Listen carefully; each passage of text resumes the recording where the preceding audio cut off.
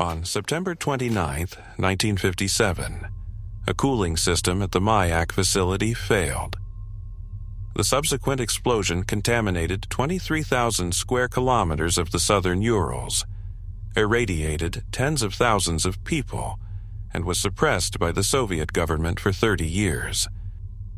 The official cause, a malfunction in the cooling system of a radioactive waste storage tank. The coolant failed, the tank overheated. The chemical explosion followed. This is accurate. The cooling system failed. What the official account omits is what the cooling system was actually cooling. The waste storage tank was real. The failure was real.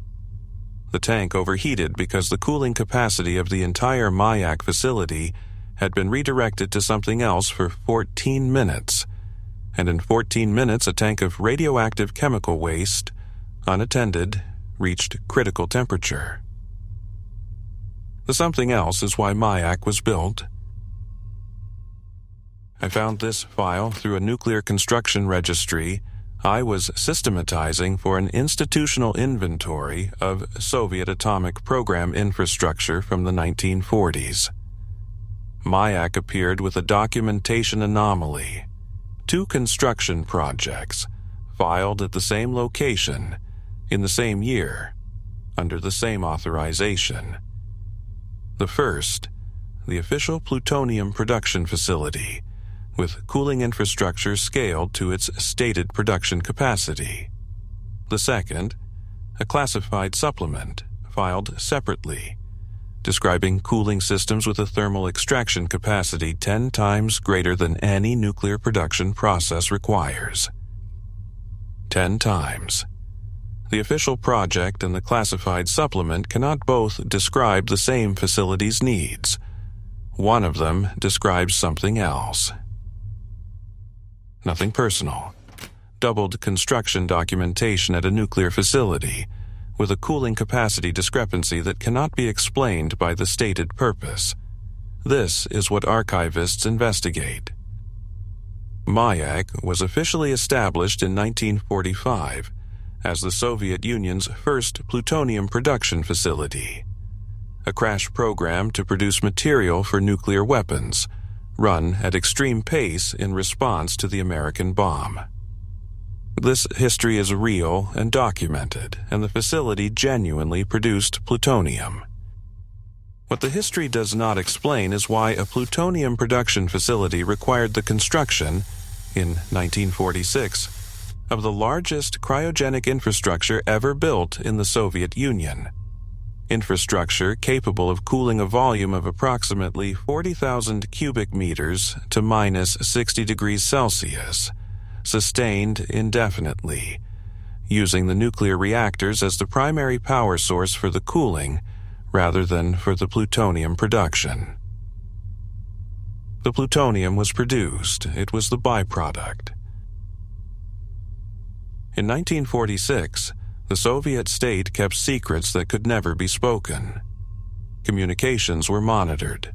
Letters were opened. Every word was recorded. Today, you have a choice. NordVPN encrypts your internet traffic and hides your identity from anyone trying to track what you do online.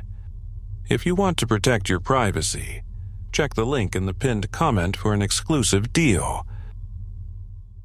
The object was found in the southern Urals in the summer of 1946, during geological survey work that preceded the selection of the Mayak site. The survey team's classified report, 43 pages, filed at the highest available classification, describes a discovery in a deep valley in the eastern Urals that the report's authors cannot categorize. The description runs for 11 pages. I am going to excerpt none of it, because the specific measurements and descriptions are in a language that tries to be precise and keeps failing. The surveyors were geologists, and they kept reaching for geological vocabulary to describe something that was not geological. What I will say is that the report concludes with a recommendation. The site must be secured immediately. the object must be kept cold, and the facility to be constructed near it must be designed around the object's thermal requirements rather than any other operational consideration. The plutonium program could be run at this site. The site was selected because of what was in the valley. Mayak was built around a living thing that needed to be kept cold.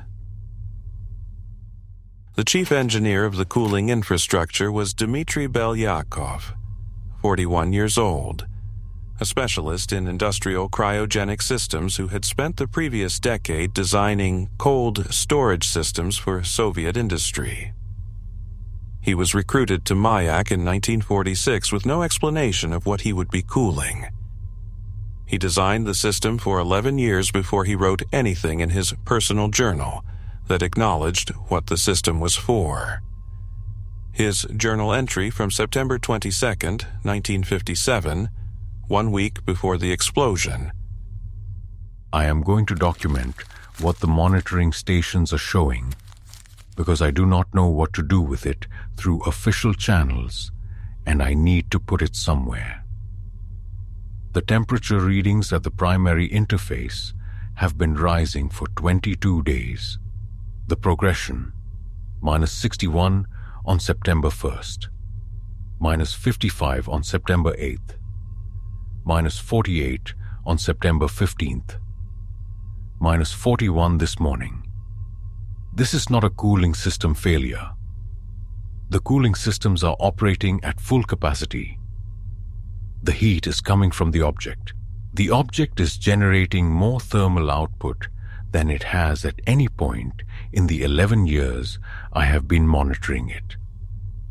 I have submitted technical reports through the standard channel for each of the last 3 weeks. I have received acknowledgement and instructions to maintain current cooling capacity. I want to be clear in this record. Current cooling capacity is not sufficient. If the progression continues at the current rate, we will reach the threshold temperature in 8 to 12 days. I know what the threshold temperature is. I was told what the threshold temperature is when I was briefed 11 years ago. The briefing used the word awakening. I have been thinking about that word for 11 years. I'm thinking about it now. He had been thinking about the word awakening for 11 years. He submitted the reports. His journal contains one earlier entry I did not quote, from 1951, 5 years into his tenure, when a routine calibration check required him to access a section of the primary interface closer than his standard monitoring position. He documented it briefly, without drama, in the same flat technical register he used for everything. Calibration access to Sector 4 today. Standard procedure. At approximately 3 meters from the primary surface I became aware of. I'm going to describe this carefully. A sound. Not audible in the conventional sense. A pressure, a rhythm, felt more in the chest than heard with the ears. Regular, approximately once per second. I confirmed with a colleague that he experienced the same thing at the same distance. We completed calibration in 11 minutes and returned to the monitoring station. I am noting this because it is a physical datum that should be in the record. The rhythm was consistent. Whatever produces it is not random. I found myself counting along with it without deciding to count. It is the kind of rhythm that the body recognizes before the mind does. The kind of rhythm the body recognizes before the mind does. He spent 6 more years at those monitoring stations, measuring the temperature of a thing he was not supposed to think about, before the temperature began to climb, and he finally wrote what he had been thinking. He submitted the reports. He received acknowledgement. The cooling capacity was not increased. The production schedule at Mayak was not adjusted. The object continued to warm. 7 days after that entry, on September 29th, the threshold was crossed. The director of Mayak in 1957 was Mikhail Demyanenko, 53 years old. He called Moscow at 16:22, 4 minutes after the temperature monitoring system at the primary interface triggered its highest level alarm. The call is in the program file, because all communications from Mayak during classified operational events were automatically recorded. Demyanenko, I am calling on the emergency line. The interface temperature has reached -29. The threshold is -30. We are at the threshold. Moscow duty officer, status of the cooling systems. Demyanenko, all cooling capacity is redirected to the primary interface. The secondary tank systems are unattended. The secondary tanks will reach critical temperature in approximately 8 minutes. Moscow, status of the object. Demyanenko, the monitoring cameras show movement, thermal movement.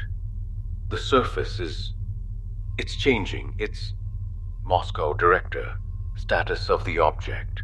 Demyanenko, it opened an eye. One eye. I'm looking at the monitor, and it opened an eye, and it is looking at the camera. It is looking directly at the camera. Moscow, is it moving? Is it attempting to... Demyanenko, no, it's still. It's lying where it always was, and it opened one eye, and it is looking at the camera, and it doesn't look hostile. It looks... I don't have a word for what it looks. It looks like it's remembering where it is. Moscow, how long until the secondary tanks? Demyanenko, 6 minutes now. If it stands up before the tanks, I don't know. I don't know what happens if it stands up. Moscow, maintain camera contact, document everything. What is it doing?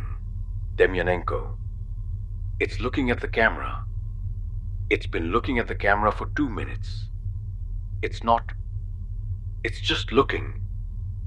It looked at the camera, and then it looked at the ceiling of the chamber, and then it looked at the camera again. Like it was orienting, like it was trying to remember. Moscow, and now?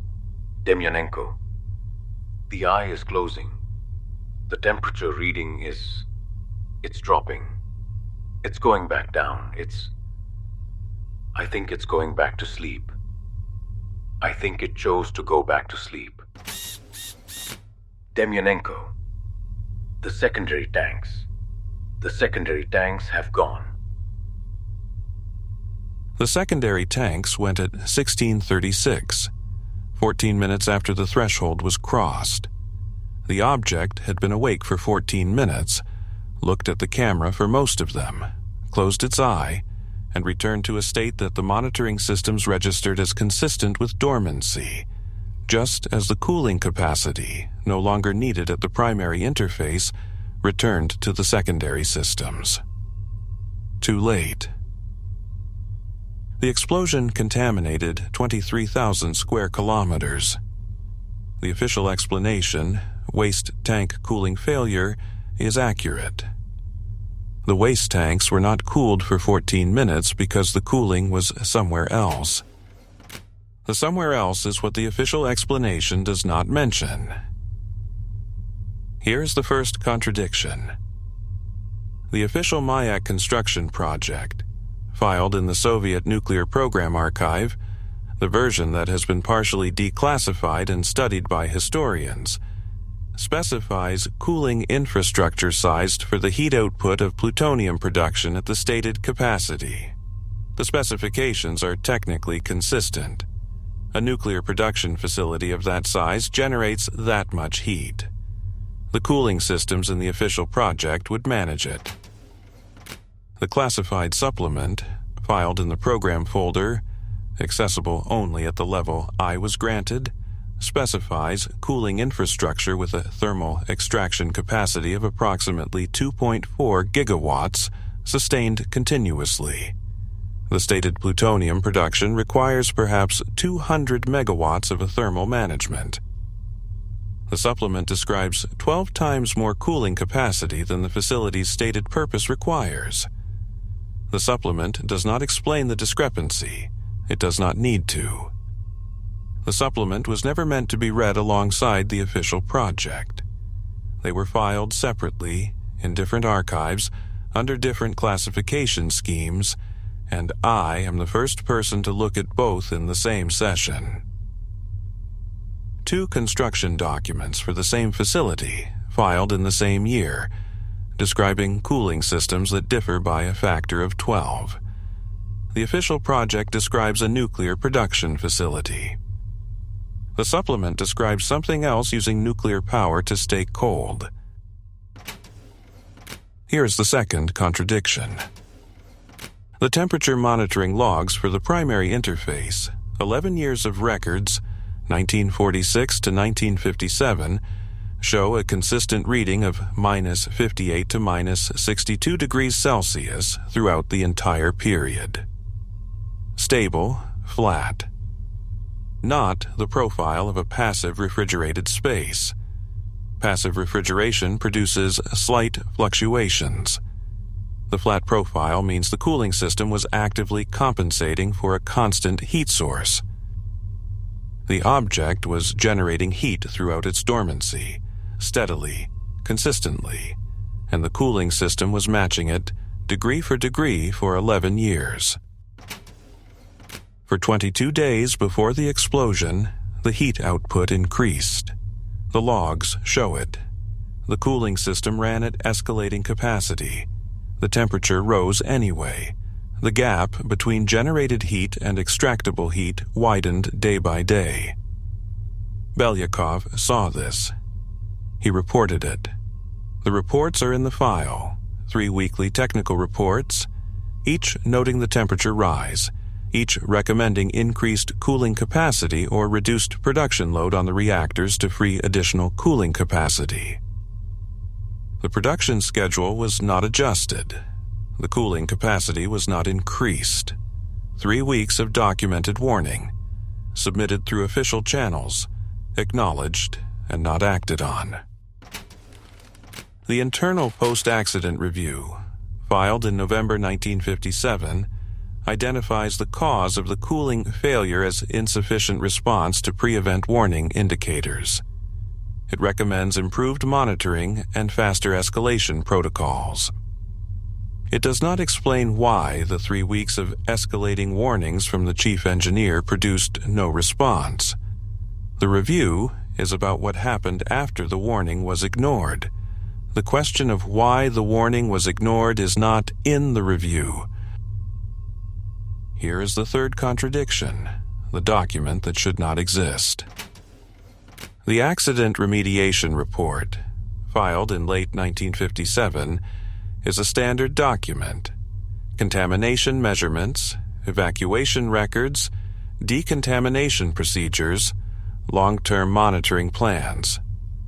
It describes the management of a nuclear accident. It does not mention the primary interface, the object, or the 14 minutes.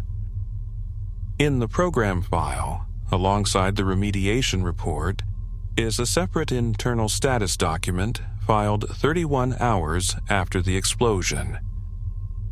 Primary interface temperature restored to minus 59 degrees Celsius. Object returned to stable state.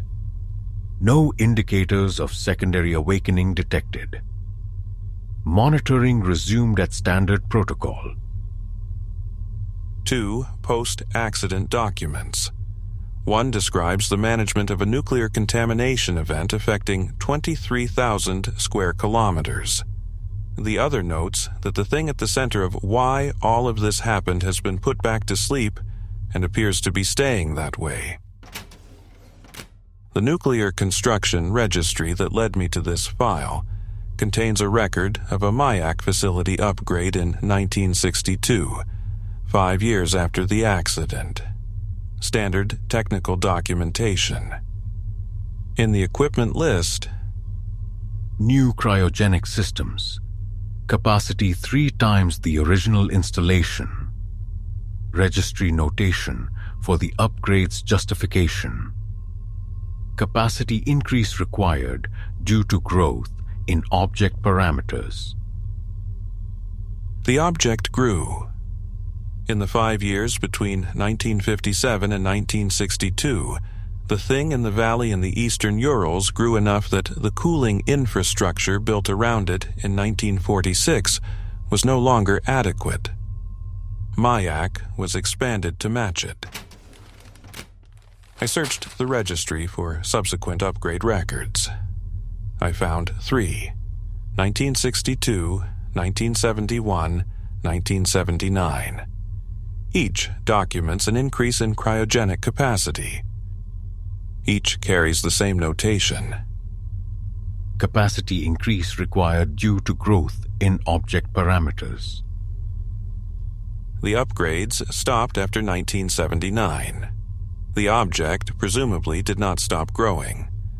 The current cryogenic capacity at Mayak, listed in the 2015 Technical Equipment Registry, is approximately 20 times what any legitimate isotope production operation would require. The upgrades to the documentation stopped. The capacity continued. End of Part 4. The object is still there. It is larger than it was in 1957. The facility that was built to keep it cold has been expanded 3 times to keep pace with it, and now runs cooling systems of a scale that makes no industrial sense unless you know what they are cooling. I am going to close this file. I am going to note the construction registry discrepancy as reviewed and the access log filed. I thought Mayak was built despite the creature, that the nuclear program was the real purpose, and the creature was a classified complication, a thing discovered and managed alongside the facility's actual work. I was wrong. Mayak was built for the creature. The nuclear program was the justification that let them build it. The plutonium was real and necessary and genuinely produced, but it was produced because producing it let them run the reactors, and running the reactors let them run the cooling, and running the cooling kept it asleep. Everything, every gram of plutonium, every contaminated worker, every weapon the material eventually ended up in, all of it was the byproduct of keeping one thing in a valley in the eastern Urals cold enough that it did not wake up. In 1957, it woke up for 14 minutes. It looked at a camera. It looked at the ceiling. It looked at the camera again. And then it went back to sleep. Demyanenko said it looked like it was remembering where it was. I have been thinking about that phrase.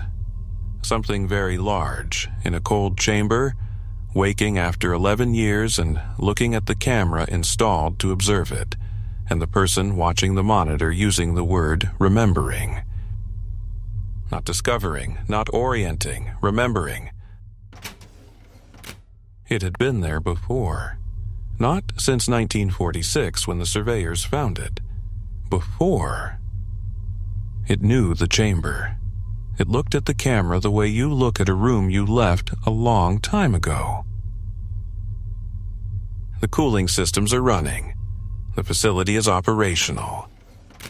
The registry shows the cryogenic capacity is sufficient for its current parameters. I am going to close the folder. I am not going to think about what its current parameters are. End of file. Red Archive.